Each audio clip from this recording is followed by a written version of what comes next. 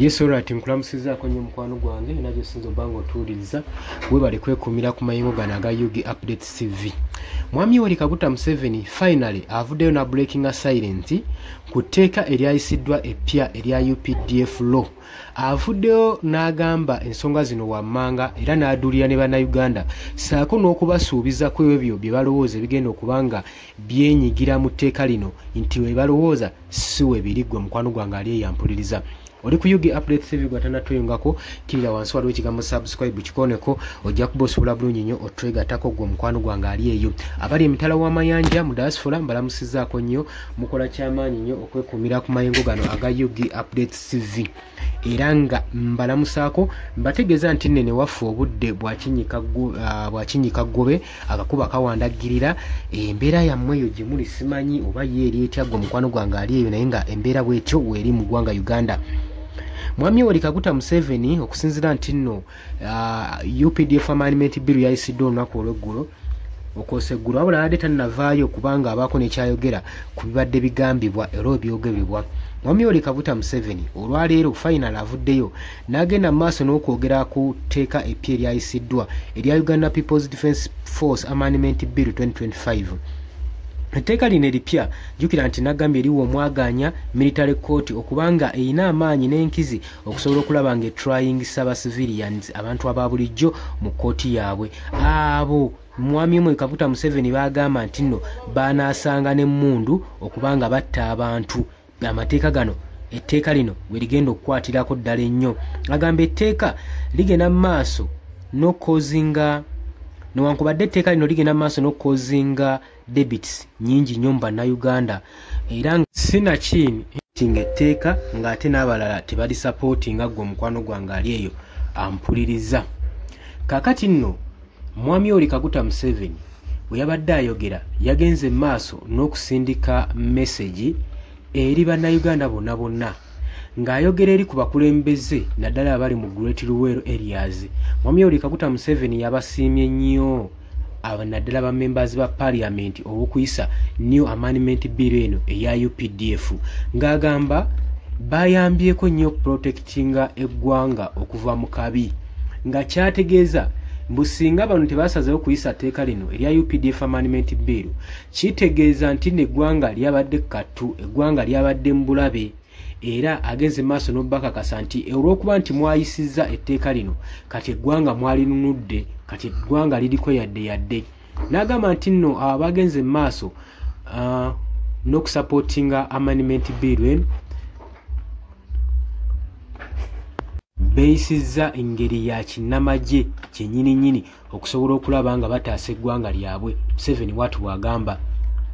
Era agamba nti no bano basevinze oba bagenze maaso n'okutaasa abantu b'omu Uganda bonna bonna bannayuganda olw'okuba nti nno olw'okuyisa biiru eno agamba nti nno kigendagenda maaso n'okuba nga kitaakirizaako bannayuganda eri abo abakozesa emmundu okukola obutemu okutuusa obutemu ku bannayuganda engeri gye bayinza okuba nga bapanishingibwamu. Mwami Yoweri Kaguta Museveni agamba oyo yenna yenna akozesa emmundu okukomitinga mada okukola obutemu agamba alina kuhandolingibwa na military court si na civilian court. Agamba emmundu si moving stick. A gun is not a moving stick.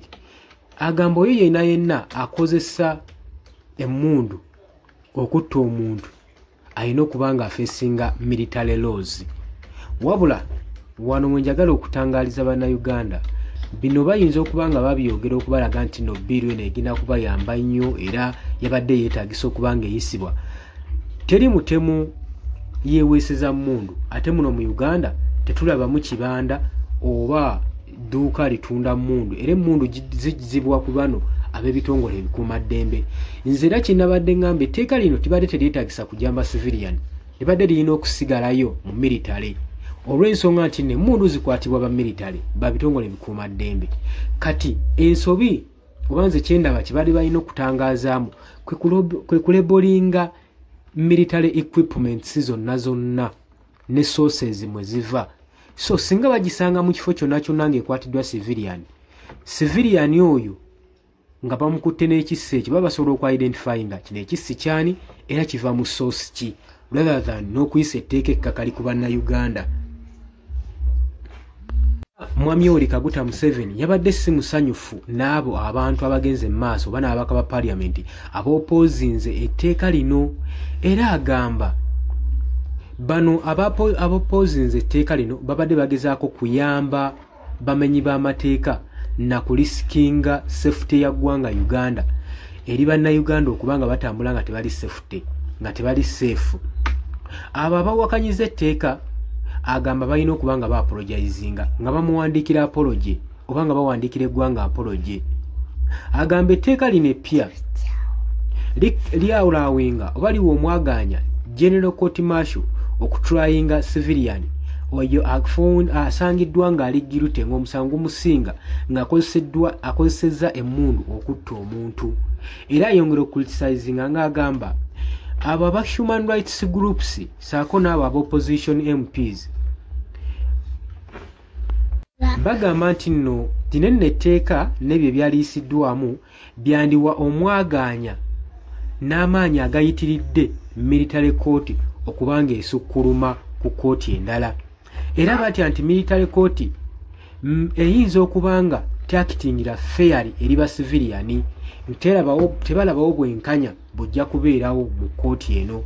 Naye Museveni ye agamba amagye geetaaga handlinga such serious criminals kubanga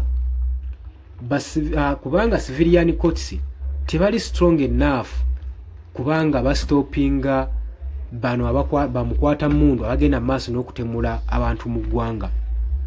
Era agenda maaso n'okujjukiza abantu abali mu Luweero mu region abo abagenda maaso n'okuleeta national resistance movement mu buyinza nti etteeka ligenda kubanga likolera ddala bulungi nnyo okutandika okulibalitingira mu Uganda naddala liberations.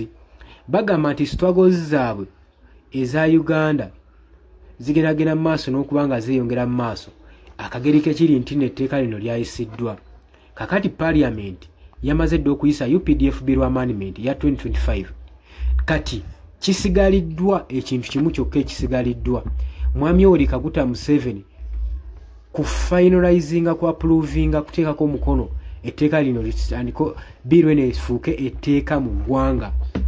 Museveni wanaagisayiningako waati basivilian kitegeeza abo abakozesa emmundu bajja kuba batandika okuba mu bakomitingibwa okubeera ba criminal era batryingibwe mu military court so si mu civilian court. Oli ku UG Update Civic Sinzo bango tuliza era mutegeeza bali kwekumira ku mayingo gano gwatannatweyongako kirira wansi wano ekigambo subscribe kikoneko obeere ng'otwegattako. Mbagaliza olunaku olulungi mweraba.